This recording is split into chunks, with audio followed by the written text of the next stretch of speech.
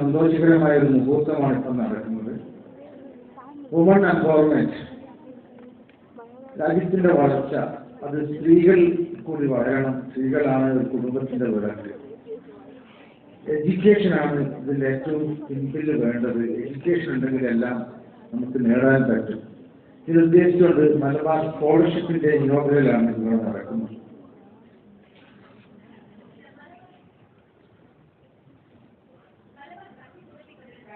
நிகழ்விற்கு வரும் வருகை தந்திருக்கும் சிறப்பு விருந்தினர் மாண்புமிகு அமைச்சர் அவர்களையும் மலபார் குழுமத்தினுடைய தலைமை அதிகாரிகள் அனைவரையும் அன்போடு வரவேற்கிறோம். அத்தோடு மாணவ செல்வங்கள் அனைவரையும் அன்புடன் வரவேற்கிறோம். பெண்களே இல்லத்தின் கண்கள் என்று கூறப்படும் நம் நாட்டில் மாணவிகளுக்கான கல்வி எவ்வளவு உகந்தது என்பதை எடுத்துக் கூறும் விதமாக இந்நிகழ்வுக்கு வருகை தந்திருக்கும் அனைவரையும் அன்போடு வரவேற்பது மட்டுமல்லாமல் இந்நிகழ்வில் இங்கு பங்கேற்பதில் மகிழ்ச்சி கொள்கிறோம். മലബാർ ഗ്രൂപ്പിനെ സംബന്ധിച്ചിടത്തോളം അവർ ഞങ്ങൾ ചെയ്യുന്ന എല്ലാ ബിസിനസിന്റെയും 5% അത് ഞങ്ങൾക്ക് ഒരു പ്രാവശ്യം സ്വർണ്ണ ആഭരണങ്ങൾ മേടിക്കാനോ ഷോപ്പിൽ ജോലി ചെയ്യാനോ പറ്റാത്ത പാവങ്ങൾക്ക് വേണ്ടി, പ്രയാസപ്പെടുന്നവർക്ക് വേണ്ടി മാറ്റി വെച്ചിരിക്കുകയാണ്. ഞങ്ങൾ നെറ്റ് പ്രോഫിറ്റ് അത് 999 മുതൽ മലബാർ ചാരിറ്റബിൾ ട്രസ്റ്റ് ഉണ്ടാക്കി അതിലേക്ക് പോകും. അത് എടുത്തിട്ട് നമ്മൾ അവിടുത്തെ ഏറ്റവും പ്രയാസം അനുഭവിക്കുന്ന, ബുദ്ധിമുട്ട് അനുഭവിക്കുന്നവരെ സഹായിക്കാനുള്ളത്. അതിൽ ഏറ്റവും കൂടുതൽ ഞങ്ങൾ സ്പെൻഡ് ചെയ്തുകൊണ്ടിരിക്കുന്നത് വുമൺ എംപവർമെന്റിലാണ്. பெண்களுடைய எம்பவர்மெண்ட்டுக்காகவே 1999ஆம் ஆண்டு முதல் எங்களுடைய சேரிட்டபிள் ட்ரஸ்ட் தொடங்கப்பட்டு அவர்களுக்கான உதவித்தொகை என்பது வழங்கப்பட்டிருக்கிறது. அவர்களுடைய முன்னேற்றத்துக்காகவும் மிகவும் முக்கியத்துவம் வாய்ந்த இந்த பணியை நாங்கள் செய்து வருகிறோம். വിവിധ പദ്ധതികളിലായി 282 കോടിനെ ചെലവഴിക്കാൻ പറ്റി. ഇന്ത്യയിലെ 17 സംസ്ഥാനങ്ങളിലായി 95,000 പെൺകുട്ടികൾക്ക് സ്കോളർഷിപ്പ് കൊടുക്കാൻ പറ്റി. ഇന്ത്യയിലെ 17 സംസ്ഥാനങ്ങളിലായി 81 നഗരങ്ങളിൽ 18,46 ദശലക്ഷം ഭക്ഷണപ്പൊതികൾ വിതരണം ചെയ്തു. ഇത് നാം ഇതുവരെ 42 കോടി രൂപയും ചെലവഴിക്കാൻ സാധിച്ചതിനാണ് ദൈവത്തിനോട് നന്ദി പറയുന്നത്. மலபார் சேரிட்டபிள் ட்ரஸ்ட் மூலமாக கிட்டத்தட்ட இந்தியா முழுவதும் நாங்கள் தொடங்கப்பட்டதிலிருந்து 782 கோடி ரூபாய் அளவுக்கு உதவித்தொகை வழங்கப்பட்டிருக்கிறது. அதிலும் குறிப்பாக 60 கோடி ரூபாய் என்பது கல்வித்தொகை, மாணவர்களுடைய கல்வித்தொகைக்காக வழங்கப்பட்டு 95,000 மாணவர்கள் இதன் மூலம் பயன்பெற்றிருக்கிறார்கள். இந்தியாவில் இருக்கக்கூடிய 17 மாநிலங்களில் இது நடைபெற்றிருக்கிறது. இது மட்டுமில்லாமல் கிட்டத்தட்ட 18,46,000 ரூபாய்க்கு அளவுக்கு 81 நகரங்களில் 42 கோடி ரூபாய் அளவுக்கும் நன்கொடைகள் வழங்கப்பட்டிருக்கிறது. തെരുവിൽ കഴിയുന്ന നിർദ്ധരും പകുതിയുമായ സ്ത്രീകളെ എല്ലാ സൗകര്യങ്ങളോടും കൂടി സൗജന്യമായി പാർപ്പിച്ച് പുനരധിവസമായി ഗ്രാൻഡ് ഹോം പദ്ധതി മലബാർ ഗ്രൂപ്പ് നടപ്പിലാക്കി വരുന്നുണ്ട്. ആരും നോക്കാതില്ലാതെ മക്കളാൽ ഉപേക്ഷിക്കപ്പെട്ട് പ്രായമായ അമ്മമാർ അവരെ സംരക്ഷിക്കേണ്ട ഉത്തരവാദിത്വം സമൂഹത്തിനുള്ളതാണ്. അതിന്റെ ഭാഗമായി ഗ്രാൻഡ് ഹോം ഞങ്ങളുടെ ബാംഗ്ലൂരിലും ഹൈദരാബാദിലും കൊച്ചി, തൃശ്ശൂർ, കേരളത്തിൽ 3 അതുപോലെ തന്നെ തമിഴ്നാടിൽ ഞങ്ങൾ പ്ലാൻ ചെയ്തിട്ടുണ്ട്.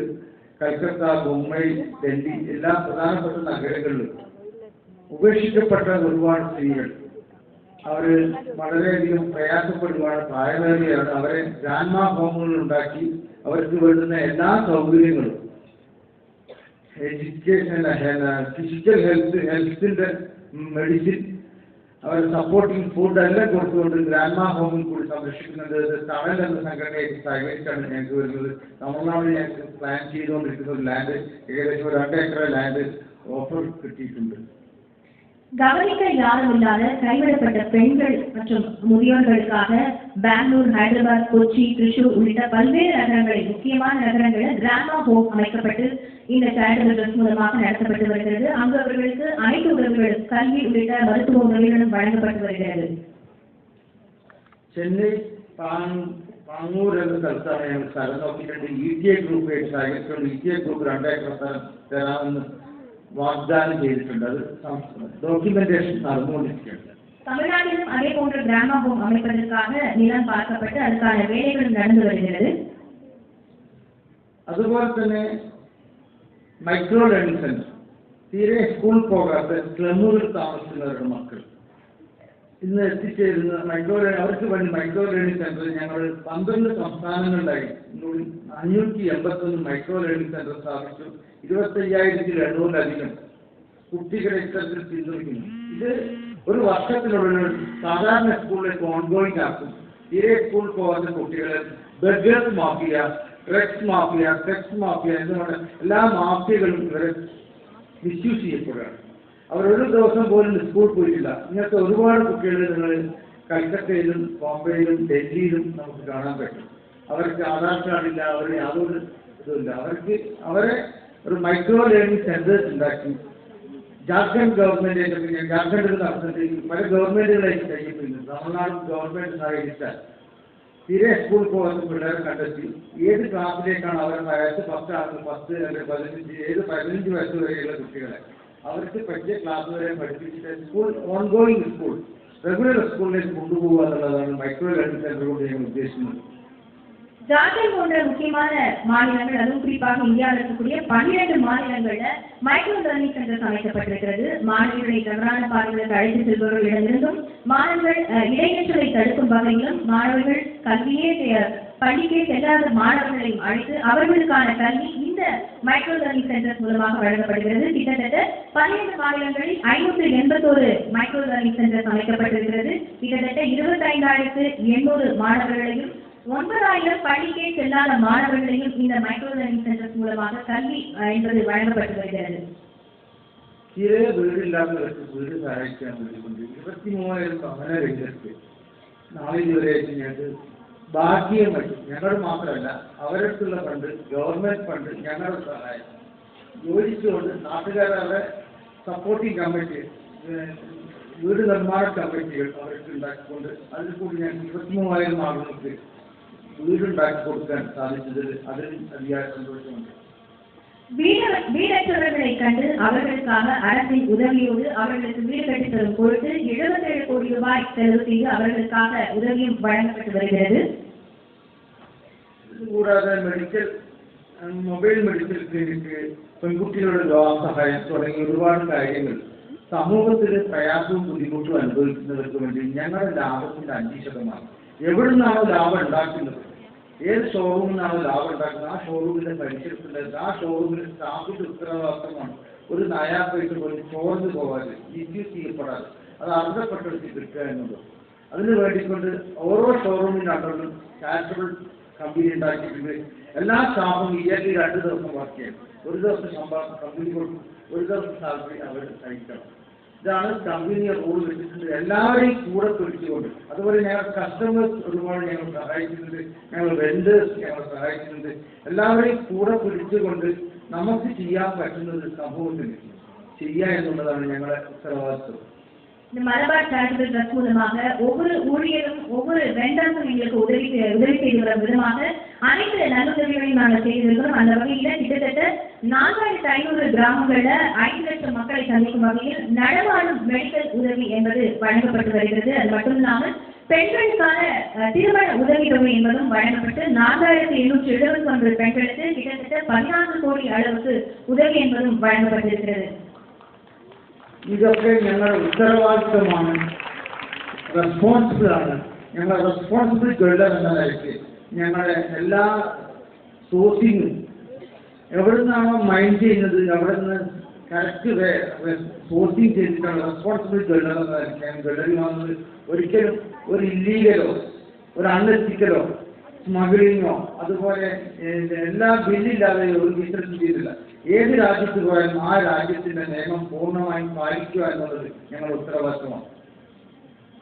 கமர்ஷியலாக ஒரு பணியை மட்டும் இல்லாமல் சமூகத்துக்கு ஏதாவது நற்பணி செய்யணும் அப்படிங்கிற நோக்கத்தோட ஒவ்வொரு பணியும் நாங்கள் பில்லோடு செய்து வருகிறோம். அது மட்டும் இல்லாமல் இந்த நற்பணியின் மூலமாக எங்களுடைய மனசுபூர்வமாக ஒரு சந்தோஷத்தை நாங்கள் அடைகிறோம் அப்படின்னு சொல்றாங்க. ലോകത്തിന് ഒരുപാട് ബ്രാൻഡുകൾ ഇന്ത്യയിലേക്ക് വരുമ്പോൾ ഇന്ത്യയിൽ നിന്നൊരു ബ്രാൻഡ് പുറത്തേക്ക് കൊണ്ടുപോകുക എന്നുള്ളതാണ് ഞങ്ങളുടെ ടാർഗറ്റ്. ആ ടാർഗറ്റിന്റെ ഭാഗമായിട്ട് making India market the world, next making Tamil Nadu market the world. തമിഴ്നാടിൽ ഞങ്ങൾ മേക്കിംഗ് ചെയ്യുന്നുണ്ട്.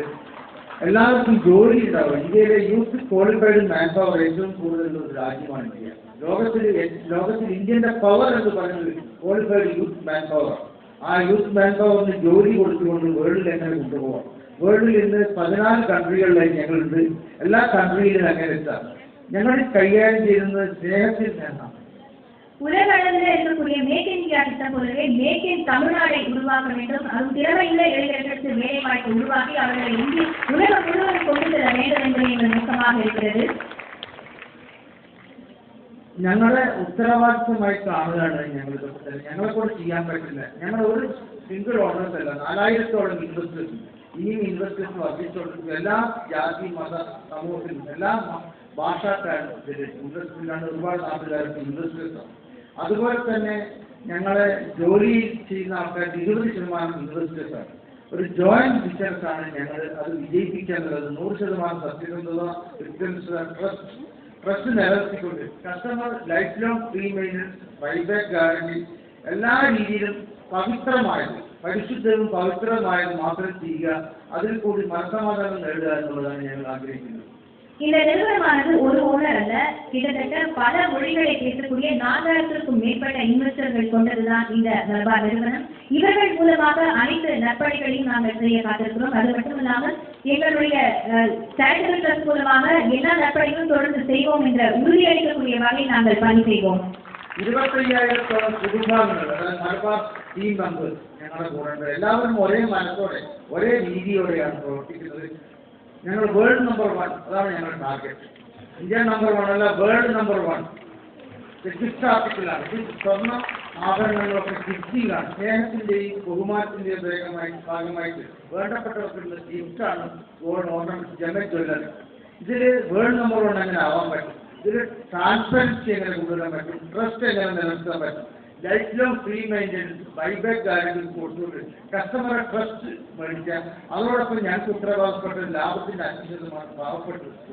ഇതാണ് ഞങ്ങളുടെ ടാർഗറ്റ്. எங்களுடைய லாபத்தின் சில சதவீதத்தை இல்லாதவர்களுக்கும் இந்த மாதிரியான கல்வி தொகைகளுக்கும் வழங்குவது எங்களுடைய நோக்கமாக இருக்கிறது. அது மட்டுமில்லாமல் உறுதியாக எங்களுடைய நிறுவனத்திற்கு உத்தரவாதமாக வழங்கக்கூடிய ஒரு பணியை தான் நாங்கள் செய்து கொண்டிருக்கிறோம். ഞങ്ങളുടെ ഈ എളിയ പ്രവർത്തനത്തിൽ തമിഴ്നാട് ജനതയും തമിഴ് ജനതയും ഒരുപാട് പിന്തുണ ഞങ്ങൾക്ക് നൽകുന്നുണ്ട്. ഞങ്ങളെ സംബന്ധിച്ചിടത്തോളം സൗത്ത് ഇന്ത്യ മൊത്തത്തിൽ തമിഴ്നാട് പ്രത്യേകമായിട്ട് ഞങ്ങൾക്ക് ഒരുപാട് പിന്തുണ നൽകുന്നു. അതിന് ഈ അവസരത്തിൽ നന്ദി പറയാം. പ്രത്യേകിച്ച് തമിഴ്നാട് ഗവൺമെന്റ് ഇത് തുടങ്ങി അന്ന് മുതൽ ഇന്ന് വരെ എല്ലാ പ്രോഗ്രാമുകളും തമിഴ്നാട് ഗവൺമെന്റ്, തമിഴ്നാട് ജനതയും ഞങ്ങൾക്ക് ഒരുപാട് പിന്തുണ തന്നിട്ടുണ്ട്. തമിഴ്നാട് നിന്നുള്ള ഒരുപാട് ഇൻവെസ്റ്റേഴ്സ് ഉണ്ട്, ഒരുപാട് എംപ്ലോയീസ് ഉണ്ട്. അത് പ്രാദേശികമായിട്ട് തന്നെ ഞങ്ങൾ വളരെ ശക്തമായിട്ട് പോകുന്നുണ്ട്. തീർച്ചയായിട്ടും ഇനിയും ആ പിന്തുണ ഉണ്ടാകണമെന്ന് അഭ്യർത്ഥിക്കുന്നു. എല്ലാവിധ ഗവൺമെന്റിനും ഉത്തരവാദപ്പെട്ടവർക്കും ഇവിടെ വന്ന പ്രത്യേകിച്ച് മിനിസ്റ്റേഴ്സും ഞങ്ങളെ ഹൃദയംഗമായ മനസ്സിൻ്റെ ഉള്ളിൽ തട്ടിക്കൊണ്ടുള്ള നന്ദി അറിയിക്കുന്നു. இந்த பணியை சவுத் இந்தியா முழுவதுமே தொடங்குவதும் அதில் குறிப்பாக தமிழ்நாடு மட்டுமே எங்களுக்கு இந்த உறுதுணையான ஒற்றுமையான இந்த பணியை செய்வதற்கு தமிழ்நாடு அரசு உதவிகரமாக இருந்தது. அதற்காக நன்றி தெரிவித்துக் கொள்கிறோம். மாண்புமிகு தமிழ்நாடு பள்ளிக்கல்வித்துறை அமைச்சர் அவர்களுக்கும் நன்றி தெரிவித்துக் கொள்கிறோம். இதயபூர்வமாக எங்களுடைய மகிழ்ச்சியை நாங்கள் வெளிப்படுத்திக் கொள்கிறோம். நன்றி கூறி அமைக்கிறேன்.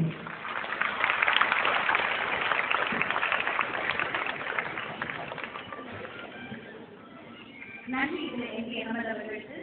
கலந்துக்கணும்னு சொல்வதை காட்டிலும் அது கலந்து கொள்வதை என்னுடைய கடமையாக நான் வைத்திருக்கிறேன் என்று சொல்வதுதான் அது பொருத்தமாக.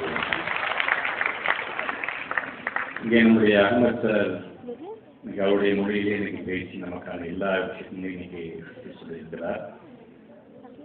சாரை பொறுத்த வரைக்கும் நம்ம சொன்னோம்னா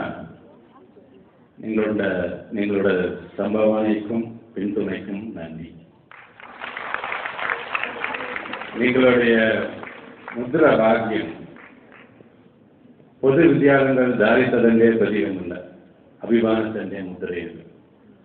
அரசு பள்ளி என்பது வறுமையின் அடையாளம் அல்ல, அது பெருமையின் அடையாளம் என்பதை நாங்கள் தொடர்ந்து நிரூபித்துக் கொண்டிருக்கின்றோம்.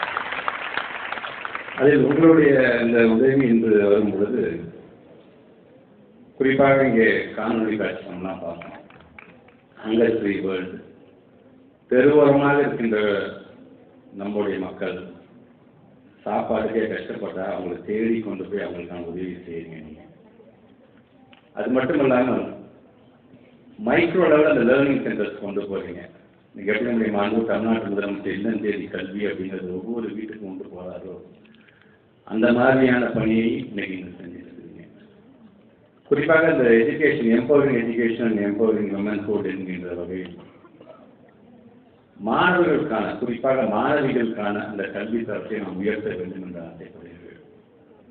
இளங்கோவன் சார் பேசும்பொழுது சொன்னார் இல்லையா, ஒரு பையன் படிக்கிறாருன்னா அந்த குடும்பம் நல்லா இருக்கும், ஆனால் ஒரு பெண் படிக்கிறார் என்று சொன்னால் ஒட்டுமொத்த அந்த சமுதாயமே நன்றாக இருக்கும் என்று சொன்னார் இல்லையா. இதைதான் தந்தை பெரியார் சொல்லும் பொழுது, ஒரு பெண் படிக்கிறார் என்று சொன்னால் ஒரு மிகப்பெரிய சமுதாய மாற்றமே ஏற்படும் என்று சொன்னார் தந்தை பெரியாருடைய அந்த வார்த்தை. வைக்கம் இருக்கின்ற மாநிலத்திலிருந்து வருகை தந்திருக்கிற நீங்கள் நிரூபித்துக் கொண்டிருக்கின்றீர்கள். அதற்கு என்னுடைய நன்றியை நான் தெரிவிச்சுக்கிறேன். கடந்த ஆண்டு திருச்சி மாவட்டத்தில் நடந்த நம்ம ஒரு பள்ளியினுடைய கான்க்ளேவ்ல வந்து நீங்க ஒரு மலபார் சேரிட்டபிள் வந்து ஒரு எம்ஓயு நீங்க சைன் பண்ணீங்க. ரொம்ப சீக்கிரமா ஒரு எம்ஓயு சிஎஸ்ஆர் மூலமா சைன் பண்ணி அது மிக விரைவாக அதை நிறைவேற்றுகின்ற பணியாக நீங்க செஞ்சுருக்கீங்க. அதற்கு முதல்ல என்னுடைய வாழ்த்துக்களை பாராட்டுகிறேன். ஆல்மோஸ்ட் 446 பள்ளிக்கூடங்கள் இருக்கின்ற 3500க்கும் மேற்பட்டிருக்கின்ற மாணவ செல்வங்களுக்கு இது போன்ற உயர்கல்வி படிப்பதற்கான உதவித்தொகை, அதில் ஒரு முதல் கட்டமாக 797 பிள்ளைகளுக்கு இன்றைக்கு நீங்கள் வழங்கியிருக்கிறீர்கள். அதற்கு என்னுடைய நன்றிகள். இன்றைக்கு தமிழ்நாட்டுடைய முதலமைச்சர் உயர்கல்வியோட பெர்சன்டேஜ் இன்னைக்கு வந்து ஒட்டுமொத்த இந்தியாவிலே நமக்கு வந்து அதிகமாக இருக்கின்றது, கிராஸ் என்ரோல்மெண்ட் ரேஷியோ அதிகமாக இருக்கிறது என்று சொன்னால் பல்வேறு திட்டங்களை நாம் சொல்லலாம். குறிப்பாக புதுமை பெண் திட்டம் ஏற்றால் இது வரைக்கும் ஒரு 4,25,000 மாணவிகள் ஒவ்வொரு ஆண்டும் பயன்பெறுகிறார்கள் என்று சொல்லும் பொழுது, சமீபத்தில் கூட நம்முடைய தமிழ்நாட்டுடைய முதலமைச்சர் வெறும் அரசு பள்ளி மட்டுமல்ல, அரசு உதவி பெறுகின்ற பள்ளியில் தமிழ் வழியில் படிக்கின்ற பிள்ளைகளுக்கும் இது பொருந்தும் என்று சொல்லும்போது கூடுதலாக ஒரு 75,000 பிள்ளைங்க பயனடைய போகிறார்கள். இப்படி இந்த புதுமை பெண் திட்டத்தின் மூலமாக உயர்கல்விக்கு படி சில பேர் நம்ம 12th படித்து முடிச்சுட்டு சரி இதோட போதும் என்று நினைக்கும் பொழுது இல்லை அவனுக்கான ஒரு வாய்ப்பு இருக்குது, நீ என்ன மாதிரியான கல்லூரிகளும் இருக்குது தெரியுமா, நீ எப்படிலாம் நீ வந்து இந்த வாய்ப்பை தவறவிடக்கூடாது என்பதற்காக உயர்வுக்கு படி என்கின்ற அந்த ஒரு திட்டத்தை நான் கொண்டு வந்து கொண்டிருக்கின்றோம்.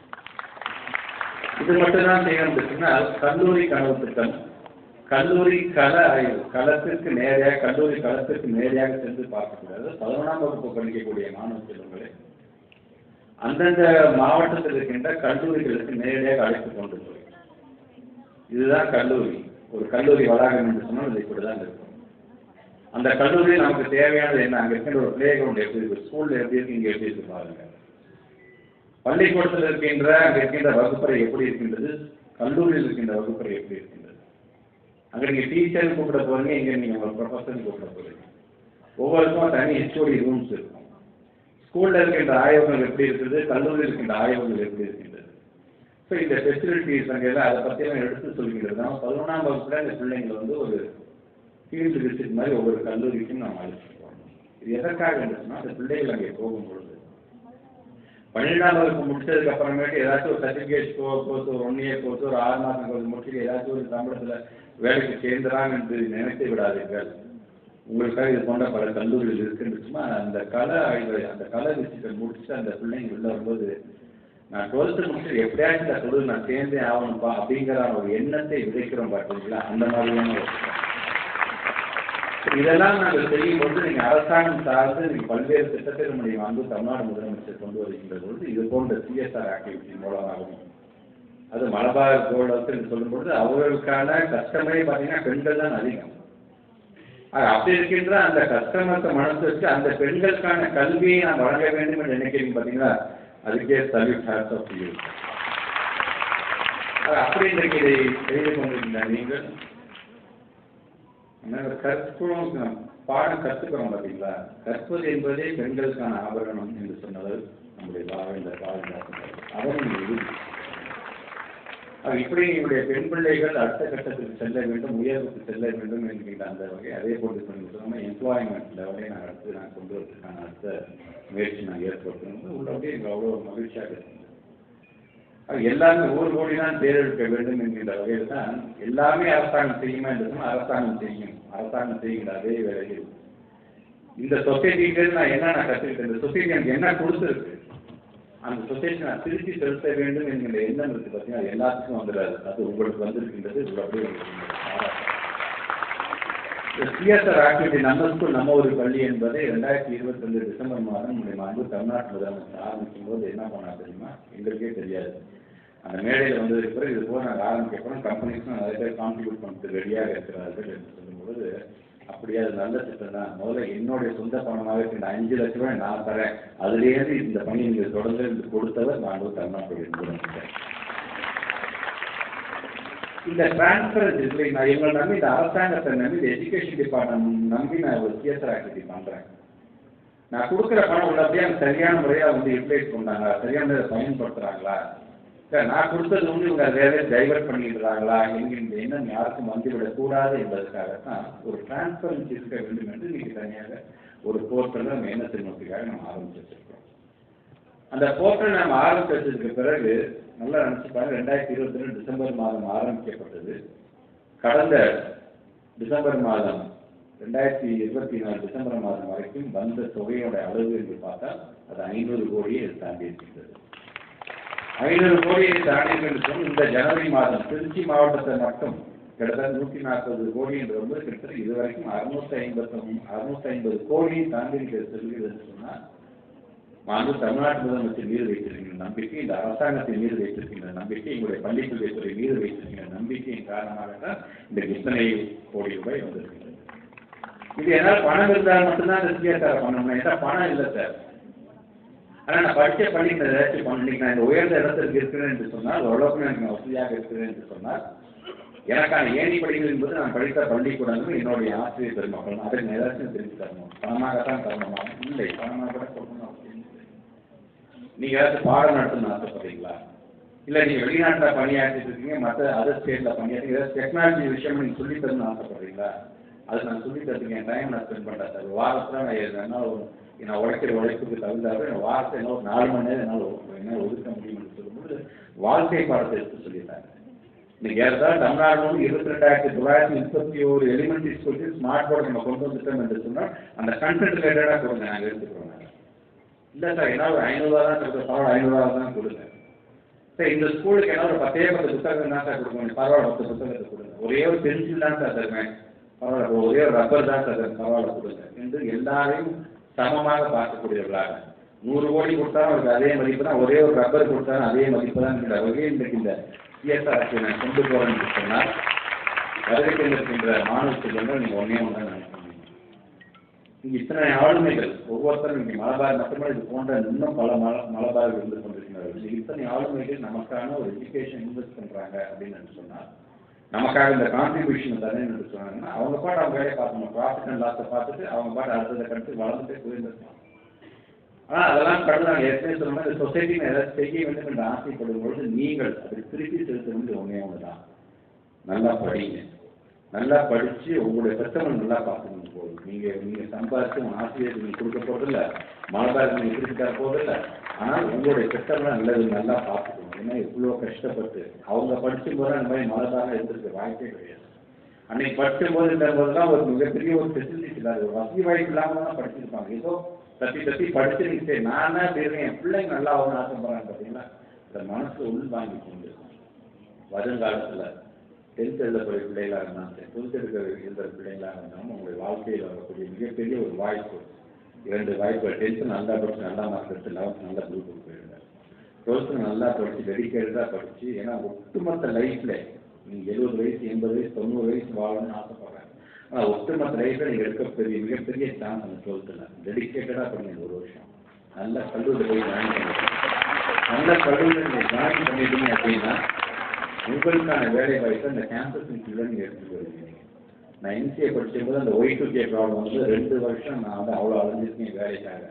என் நண்பர் கூட நான் பஸ்ஸில் ஏறி போனாங்க, நடந்து நான் போட்டிருக்க இந்த ஷூவே ஓட்டம் போகிற அளவுக்கு நான் நடந்து போனாங்க, 2 வீலரில் அலைஞ்சிருப்போனாங்க. ஏதாச்சும் ஒவ்வொரு பத்திரிகையிலும் நாங்கள் இந்த வாரத்தில் ஏதாச்சும் இன்டர்வியூ வராதா, நான் படித்து தகுந்தா போய் வராதான்னு தேடி அலைஞ்சிருப்போம். 8000 சம்பளத்துக்கு நான் முதல்ல நான் வந்து ஒரு வேலைக்கு நான் சேர்ந்தேன் ஐடி கம்பெனியில். ஸோ இப்படி படிப்படியாக நம்ம படித்த படிப்புக்கு தகுந்த அந்த வேலை வாய்ப்பு நம்ம உருவாக்கிட்டே நம்ம போகிட்டே இருக்கணும். அதே மாதிரி இன்றைக்கி நம்ம படிக்கிற படிப்பு 10 வருஷம் கழிச்சு இந்த படிப்பு மதிப்பு தான் போயிடும். அதனால் அவங்க அப்டேட் பண்ணிட்டே இருக்கு. இன்றைக்கி டெக்னாலஜி நிறையா வந்துச்சு, டெக்னாலஜி வளர்த்துக்கோங்க. அதனால் தமிழ்நாட்டு முதலமைச்சர் சொல்லுங்கள், உலக சார்ந்து என்ன இன்னைக்கு பேசப்படுகிறது, ஆர்டிஃபிஷியல் இன்டெலிஜென்ஸ் பேசுகிறாங்களா, ரோபோட்டிக்ஸ் பேசுகிறாங்களா, அதே நம்ம பிள்ளைங்களுக்கு நம்ம ஏன் கொடுக்க முடியாது, உடனே அது ஒரு கமிட்டி போடு, அது எதாவது சிலபஸில் கரிக்குலமில் கொண்டு வர முடியுமான்னு பாருன்னு சொல்கிறா பற்றி நான் முதலமைச்சர் ஆசைப்படுகிறோம். நாங்கள் நம்ம பிள்ளைங்களை வந்து இப்போ நம்ம ஊருக்குலாம் எப்போ 10 வருஷம் கழிச்சாங்க ஓரளவு இருக்கக்கூடாது. இப்போ தமிழ்நாட்டுக்கு எப்போதுமே ஃபஸ்ட்டு தமிழ்நாடு தான் எல்லாத்தையும் ஃபஸ்ட்டு செஞ்சுட்டு இருக்காங்க. அதில் ஸ்டேஷன்ல பாராட்டுற அளவுக்கு இருக்க வேண்டும் என்கிற அந்த தான் இது அமைந்திருக்க வேண்டும் என்று அந்த துறையை நாங்கள் செஞ்சு கொண்டிருக்கிறோம். ஆக இந்த துறையோட வெற்றி என்பது எங்கே இருக்குன்னா ஆக்சஸ் நம்ம கொடுத்துடலாம், ஈக்விட்டி கொடுத்துடலாம். எல்லா பிள்ளைங்களும் படிக்கணும்னு ஆசைப்படலாம். ஆக்சஸ் 1 கிலோமீட்டருக்கு ஒரு தொடக்கப்பள்ளி, ஒரு 3 கிலோமீட்டருக்கு ஒரு மிடில் ஸ்கூல், 5 கிலோமீட்டருக்கு ஒரு high school, 8 kilometre high schools கொடுத்துடலாம் நம்ம அதில். ஸோ நமக்கான ஒரு மிகப்பெரிய பங்களிப்பு நல்ல விதத்தை அட்மினிஸ்ட்ரேட் பண்ணிடலாம். பல்வேறு திட்டங்கள் கொண்டு வந்தோம். ஆனால் இதெல்லாம் எங்கே போய் நிற்கும் என்று பார்த்தோன்னா ஃபைனல் ரிசல்ட் அப்படின்னு பார்த்தோம்னா லேர்னிங் அவுட்கம். நம்ம பிள்ளைங்க படித்த படிப்பு தகுந்தாப்ப இந்த பிள்ளைங்க என்ன பண்ணுறாங்க அப்படிங்கிறது பார்க்க.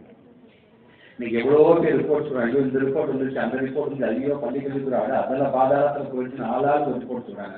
அந்த ரிப்போர்ட் நீங்கள் எடுத்து அசஸ் பண்ணி பார்த்தீங்கன்னா உண்மை நிலவரம் தெரியும். அந்த ரிப்போர்ட் வந்து எதை பேஸ் பண்ணி எடுத்துருக்குறாங்க அப்படின்னு.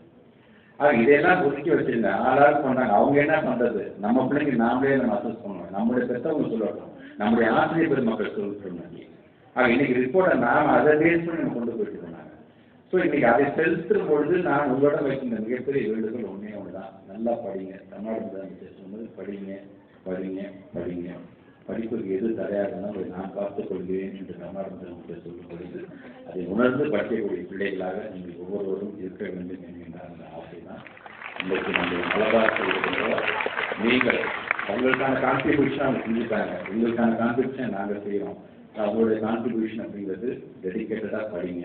அந்த கான்ட்ரிபியூஷன் நீங்கள் எங்களுக்கு செலுத்தினா உங்கள் ஃபேமிலிக்கு செலுத்துங்க. அனைவருக்கும் என்னுடைய வாழ்த்துக்கள்.